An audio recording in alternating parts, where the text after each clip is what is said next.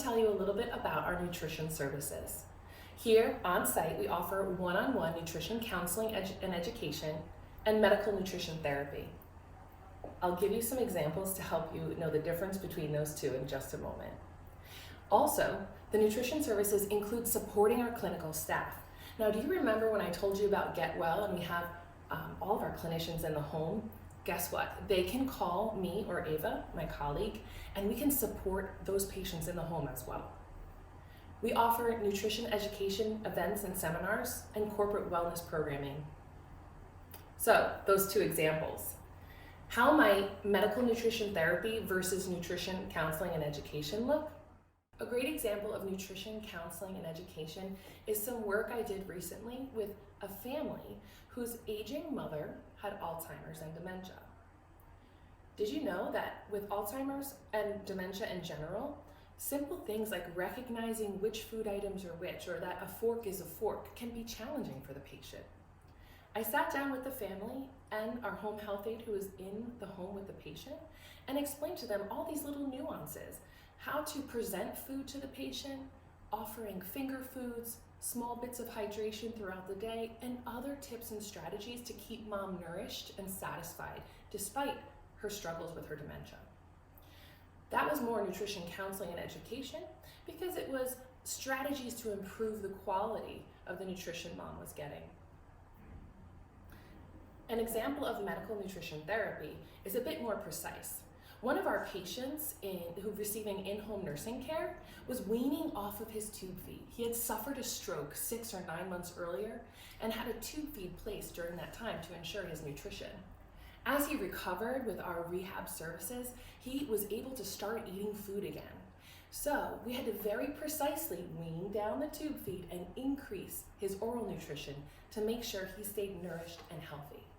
That was an effort that we did in conjunction with speech therapy, occupational therapy, and our nurses. So you can see that medical nutrition therapy is a bit more focused and diagnosis related. Now, let me take you into our teaching kitchen for something just for you.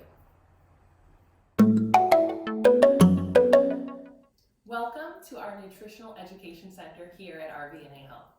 I'm excited because I have something that are just for you, our road warriors.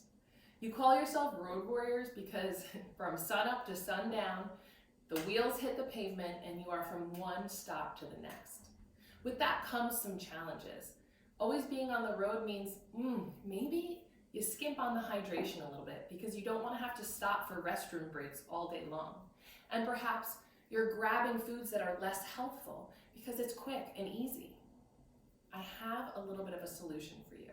Something that will not affect cost and will improve your health. The best strategy for road warriors is to simply pack your food for the day.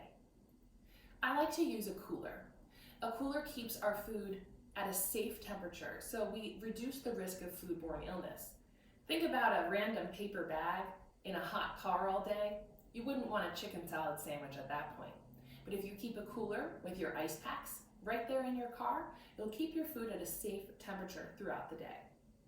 I have some examples of the coolers that I like. For a half day on the road, I have my small cooler. This will fit beverages, snack, and lunch without a problem. And there's even room for a nice big ice pack. For days that are a bit longer, look at this big guy. So I have a nice big cooler bag. I can fit multiple ice packs, maybe 2 water bottles full, snacks, lunches, and the whole nine. The other thing is that the containers really matter. If you're going to be packing food that you want to stay fresh and not to bounced around for the day, the containers make all the difference. My favorite place to shop for new containers is actually Home Goods. Their Tupperware section, you can find the coolest stuff there. You can get containers that have dividers on them to keep things separate, so maybe you want baby carrots and hummus. I like this one because it fits a sandwich perfectly. I can make my sandwich, slice it in half, put it in this one. It doesn't get bounced around. Even if my cooler bag shakes a bit, the sandwich is still in perfect condition when I open it up. This one, I love. It's my bento box. This one is for, maybe I have a wrap, so I can cut my wrap in half and put 2 halves of the wrap here and here, put some grape tomatoes and some fresh fruit. It keeps everything separate, but all together. This one is also a bit more stable, so I can pop it on my passenger seat or my center console, and it's not going to shake around as I drive.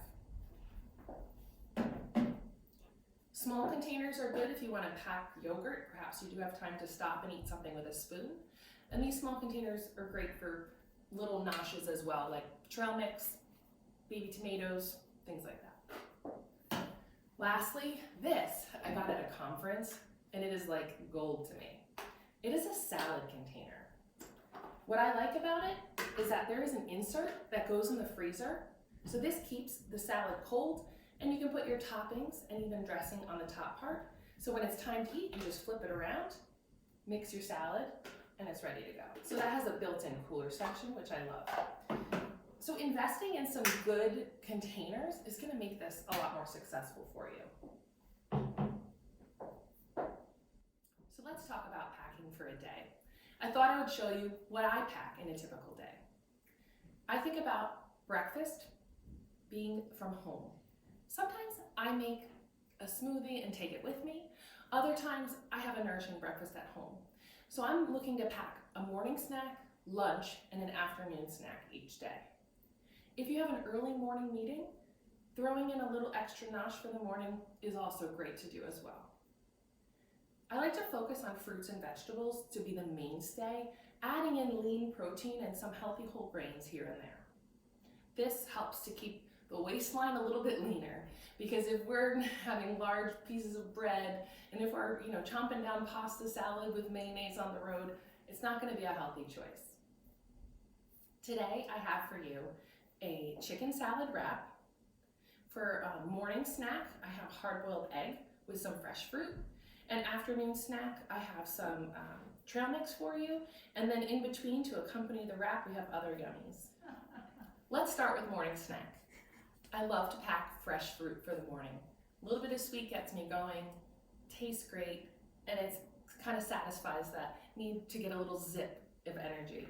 Today, I found some awesome kiwi on sale. If you're in the produce department, don't forget to look for fruits and vegetables that you don't always think about. I was surprised when I saw kiwis. I forgot all about them. So I peeled the kiwi, cut it into 4 pieces that are easy to eat, and you can feel free to mix in other fruits with it, like our fresh strawberries, grapes, other berries, and make your own little mini fruit cup on the go. Another great container, little fruit salad container. Okay. For lunch, we have a chicken salad wrap with some grape tomatoes. Wraps are great in the car because not only are they kind of contained, you can wrap the foil around the wrap and peel as you go, so you're not spilling food on your lap. We chose this Joseph's Flax Oat Bran and Whole Wheat wrap because it's got a good source of fiber and protein, and it's not heavy on calories or carbs. It's all about assembling the wrap. You have the recipe for the chicken salad. I like the chicken salad because we use some yogurt and some mayonnaise, lots of chopped celery, and some fresh herbs in it, which really increases the fiber and antioxidants. The celery also gives a satisfying crunch. I love this chicken salad recipe. So with the wrap, you want to be sure that it's not too big, because when it's too big, it's going to fall apart.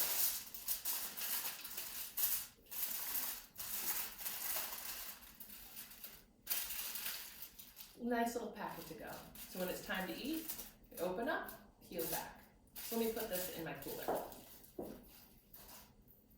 In terms of some veggies, grape tomatoes are a perfect portable veggie. They're sweet, they're flavorful, and they'll be a nice accompaniment to your wrap. So these can go right into a container as well. If you're like me, I love chips. We can get into trouble with chips when we're on the road because nice kettle chips and Doritos and Fritos, I mean, they taste amazing, but they are not good for you. I encourage you to think outside the box. Skinny Pop is low calorie, low sodium. Pop Corners is another good brand. These are chip shaped, so you kind of get that satisfying crunch. But also, have you seen the dried fruit that's out there? These chips are dried apple chips. They're crunchy and a little sweet, so you're kind of getting another fruit in there, but you're also getting the satisfying crunch that you want from your chips. So these are great. So I'm gonna put, let's see, I'll do Pop Corners today. For afternoon snacks, sometimes I'm sluggish. So I go for something that has some fat and some protein.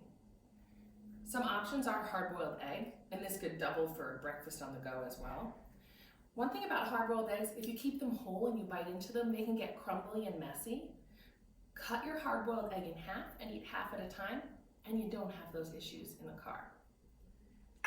Now you have a trail mix recipe. This recipe is so great. This is something my colleague Ava came up with. Instead of your standard peanuts and M&Ms and raisins, we have pecans, we have some pumpkin seeds, we have dried cherries, and a little bit of dark chocolate chips. Feel free to edit your trail mix however you see fit. Ava says that by toasting the nuts ahead of time, oh, there's almonds in here as well, I forgot. By toasting the nuts ahead of time, you can change the flavor, give it a satisfying crunch, increase the aromas. Sometimes she adds in cinnamon or cardamom. Other times, some hot red pepper flakes, if you like spice. Doctor up your trail mix however you like. Oh my gosh, it's so good. So, the other thing about trail mix though, watch your portions. This is when a small container is going to do wonders for portion control. Choose a small container to pack your trail mix and you won't overdo it. Lastly, supplement your packed lunch with whole fruit. These can stay in your car for several days at a time during temperate months without a problem. Bananas, you might be taking a risk there. But the apples, oranges, clementines, things like that, whole fruit, you can even wash and have a few options over the course of a few days. Great way to add some crunch and to satisfy hunger in between meals. I hope that these tips are helpful for you. I'm going to challenge you to pack your lunch, say for the next 2 weeks, just to see how it goes.